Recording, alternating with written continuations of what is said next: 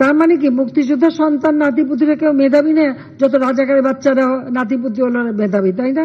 তখন জুলাইয়ের শুরু সরকারি চাকরিতে কোটা সংস্কারের দাবিতে আন্দোলনরত শিক্ষার্থীদের রাজাকারের সঙ্গে তুলনা করে বক্তব্য দেন সাবেক সরকার প্রধান শেখ হাসিনা। জয়ী হয়েছিল, রাজাকাররা জয়ী হয় নাই। তার এমন মন্তব্যে রাজপথে অভিনব প্রতিবাদ করেন শিক্ষার্থীরা। তখন শিক্ষার্থীদের আবেগ বুঝতে না পেরে উল্টো তাদের ওপর আক্রোশ মেটান আওয়ামী লীগ সরকার ও দলটির শীর্ষ পর্যায়ে।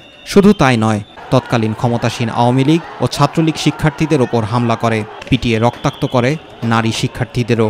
সেই হামলায় গণবিস্ফোরণের বীজ বপন করে দেয়। এরপর থেকেই এ আন্দোলনে গতি পাল্টে যায়। দাবি ওঠে নগ্ন হামলার বিচারের। তখনও শিক্ষার্থীদের সঙ্গে আওয়ামী লীগ সরকার কঠোর মনোভাব আর দমন নীতি চালিয়ে যায়। নিপীড়ন আর গণগ্রেপ্তার উল্টো বুমেরাং হয়ে ওঠে। বাড়তে থাকে শিক্ষার্থীদের দাবির তালিকা। তারা সাধারণ মানুষের সংহতিও পায়।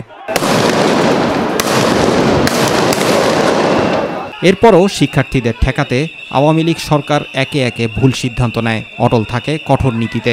পুলিশসহ আইনশৃঙ্খলা রক্ষাকারী বাহিনীর গুলি ও আওয়ামী লীগ সশস্ত্র সন্ত্রাসীদের হামলায় প্রাণহানির ঘটনায় গণবিস্ফোরণ রূপ নেয়। এরপরই অভিনব সব কর্মসূচি দিয়ে বৈষম্য বিরোধী ছাত্র আন্দোলনের ব্যানারে সরকার হটানোর আন্দোলন শুরু করেন শিক্ষার্থীরা। শহীদ মিনার থেকে ঘোষণা করা হয় সরকার পতনের এক দফা দাবি। শুরু হয় ছাত্র জনতার সর্বাত্মক অসহযোগ। ছাত্র জনতার গণ অভ্যুত্থানে গত 5ই আগস্ট পদত্যাগ করে দেশ ছেড়ে ভারতে চলে যান সাবেক প্রধানমন্ত্রী শেখ হাসিনা। দেশ ছেড়ে পালিয়ে ভারতের রাজধানী নয়াদিল্লিতে অবস্থান করছেন তিনি।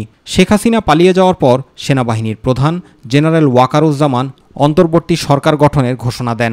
ইনশাআল্লাহ আপনাদের যত দাবি আছে সেই দাবিগুলো আমরা পূরণ করব এবং দেশে একটা শান্তি শৃঙ্খলা ফিরিয়ে নিয়ে আসব। এর 3 দিন পর 8ই আগস্ট শান্তিতে নোবেলজয়ী ডক্টর মোহাম্মদ ইউনূসের নেতৃত্বে অন্তর্বর্তী সরকারের উপদেষ্টা পরিষদ শপথ গ্রহণ করেন।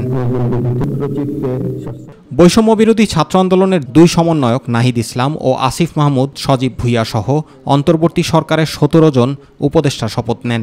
উপদেষ্টাদের বিভিন্ন মন্ত্রণালয়ের দায়িত্বে দেওয়ার মধ্য দিয়ে স্বাভাবিক হতে শুরু করে প্রশাসনিক কার্যক্রম। ছাত্র জনতার এই আন্দোলনে শিশু, কিশোর, যুবক, নারী সহ অন্তত 1000 জনের অধিক প্রাণহানি ও কয়েক হাজার মানুষ আহত হয়েছেন। আন্দোলনে আইনশৃঙ্খলা রক্ষাকারী বাহিনীর হামলা, নির্যাতনে এসব হতাহতের ঘটনা ঘটে।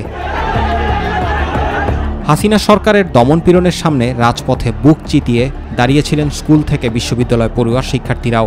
তরুণ, যুবা, গৃহিণী, অভিভাবক সবাই স্বৈরাচারের রাহুমুক্ত হতে একজোট হয়েছিলেন রাজপথে। এতে চোখের আলো নিভে গেছে 400 জনের। শরীরে বুলেটের ক্ষত নিয়ে হাসপাতালের বিছানায় কাতরাচ্ছেন শত শত জনতা। শিশু, কিশোর, নারী থেকে শুরু করে বৃদ্ধের শরীর ভেদ করে বেরিয়ে গেছে গুলি। রাজধানী ঢাকা সহ সারা দেশে স্বৈরাচারী শাসক শেখ হাসিনার বিরুদ্ধে ইতোমধ্যে শতাধিক হত্যা মামলা হয়েছে। শেখ হাসিনার পরিবারের অনেক সদস্যের বিরুদ্ধে দুর্নীতির অভিযোগের অনুসন্ধান চলছে। এর মধ্যেই স্বৈরাচারী সরকারের মন্ত্রী, এমপি সহ আইনশৃঙ্খলা রক্ষাকারী বাহিনীর বেশ কয়েকজন ঊর্ধ্বতন কর্মকর্তা গ্রেপ্তার হয়েছেন। রিমান্ডে বেরিয়ে আসছে আওয়ামী লীগ সরকারের সময় ক্ষমতাধর এসব ব্যক্তিদের দমন, পীড়ন, লুটপাট, দুর্নীতির চাঞ্চল্যকর তথ্য। এদিকে বিচারের আওতা থেকে বাঁচতে শেখ হাসিনা সরকারের পতনের আগেই আওয়ামী লীগের অনেক মন্ত্রী, এমপি বিদেশে পালিয়ে গেছেন।